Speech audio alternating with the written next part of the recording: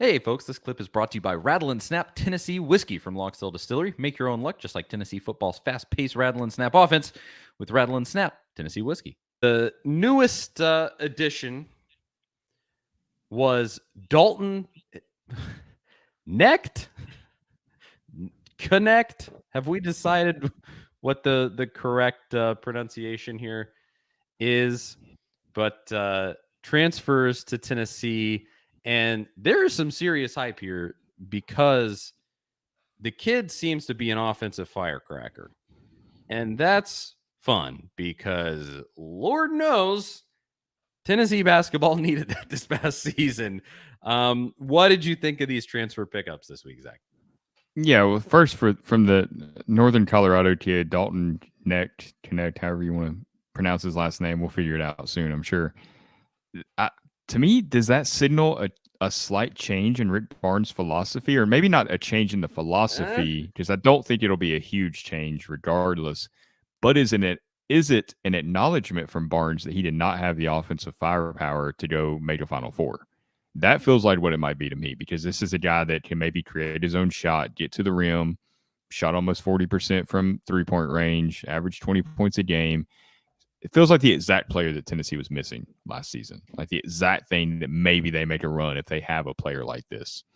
I like to think that it, like I said, like it's an acknowledgement that Barnes was missing this piece. So hopefully that boat, is good news for Tennessee moving forward. I think that's a tremendous pickup for Tennessee. 20.2 points per game, almost 2 assists per game. I love that. I hope it is what you're saying. I hope it is Barnes going, okay, we're going to try to put the ball in the basket more next season. Fine. I'll do it. Because I want Barnes to frustratedly change his ways. I mean, we said it all at the end of the season. If you listen to the show back then,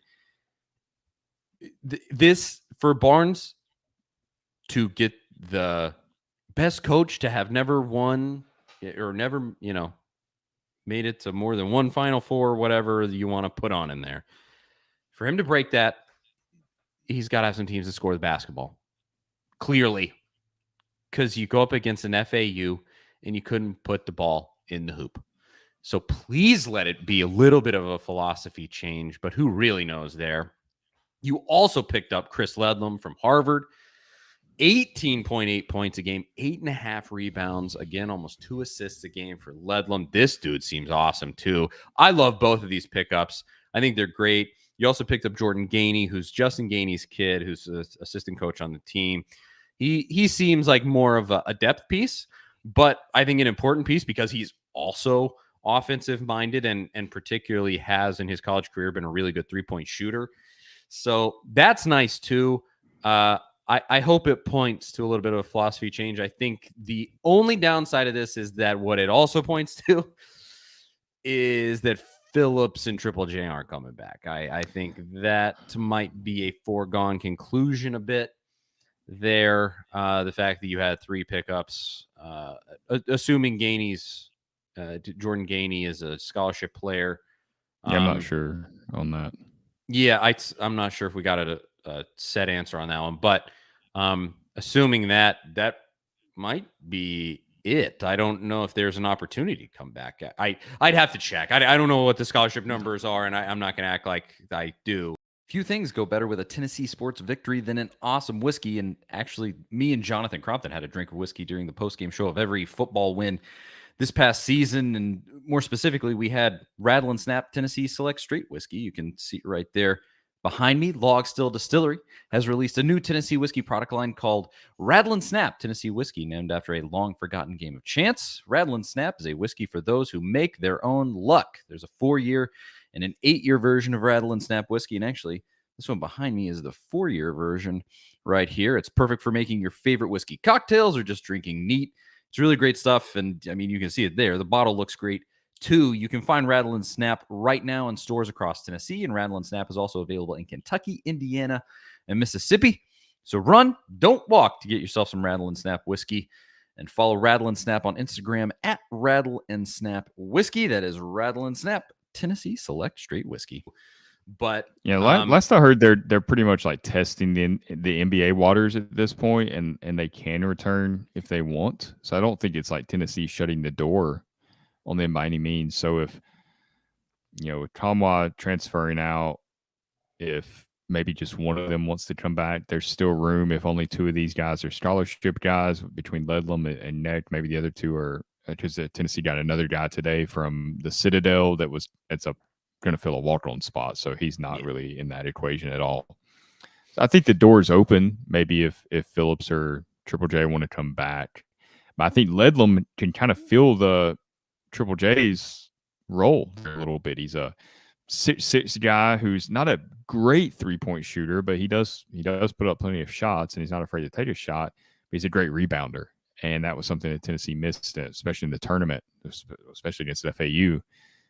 Got them eliminated from the tournament. It was not being able to rebound. So I feel like, again, that is Rick Barnes trying to fill a specific weakness that bit them in the tournament, which is encouraging because you're targeting things that you weren't good at last season, and that's what the portal is for. And it seems like he's using it the right way and going after a very specific type of player.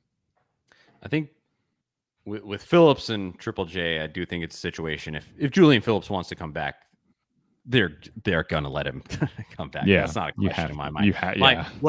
What I do wonder is that there's almost the assumption that they're not, and so that's what these pickups are. I don't know. I'm not behind closed doors there and know the exact situation. Yeah, I'm sure conversations have taken place. But Phillips, they would welcome him back with open arms. Make no mistake. The potential is all there if it can be unleashed. Triple J, I think similarly, they would definitely carve out a spot for him, but it does almost seem, I don't know. I do wonder if there was a little bit of like, okay, it's time. It's, I mean, it felt like that with Fulkerson at the end, right? Yeah. With Barnes. I mean, Barnes made some comments like, hey, he's got to decide if he wants to, play or move on or what. He was kind of ready to, I'm not going to say be done with Fulkerson, but I think he was ready to build a team without, trying to figure out how Fulkerson fit into it. Yeah, it's kind of like with Urosh, where you're like, okay, we got JP Estrella coming in, we got another tall guy coming in. It's time. It's time. You can't be in college forever. Yeah, go play in Europe. It'll be okay. You can come back, and we'll welcome you back to the sideline. But there's a lot of moving pieces there before things get completely ironed out. Obviously, we're going to keep an eye on it. But I agree with Ben Hall here. He said all we needed was a consistent scorer not named Vescovi, and we're in the Final Four this season. I mean, exactly. If you had somebody to score down the stretch against Florida Atlantic, pretty decent chance Tennessee makes the Final Four. You would have had Kansas State in the Elite Eight. I think you were a better team than Kansas State overall, and it was right there for you. So I think you could have beat UConn. Yeah, well, yeah. I don't think UConn was an absolute buzzsaw. Is what it is as far as that goes. But I think there was pretty good potential for Tennessee, for Barnes to finally get that second Final Four. And obviously it didn't come through. And hopefully there is some recognition here, man. What a world that would be if Barnes actually does kind of change his philosophy. I would eat that crow happily, because we have obviously sat on this show and been like, Barnes doesn't change his ways. The dude is, he just has a pretty hard head and just isn't gonna change. And nobody's asking for like a just wholesale change. It wasn't that necessarily. I think fans like the way this team played defense. I think they like that aggressive style that just got under the skin of opponents and made national analysts just lose their minds because of the way Tennessee played basketball, like it's 1988 and Detroit Pistons or something. I mean, fans like that, and I don't think they want to see that necessarily go away. It just, the scoring has to be there. Like, yeah, that aspect, you just cannot win a championship without that go-to guy. I mean, we want to see a Nick Saban hiring Lane Kiffin kind of change. Like, did the identity of Alabama football completely flip on its head? No, not really. You think Alabama fans cared what their offense looked like? Just win championships. Just go win championships. Just go look around and be like, oh, the game's passing me by a little bit. Let's make a change. That's all we're saying. And so hopefully that is the case. Hopefully the news comes out about Phillips and about Josiah in this coming week.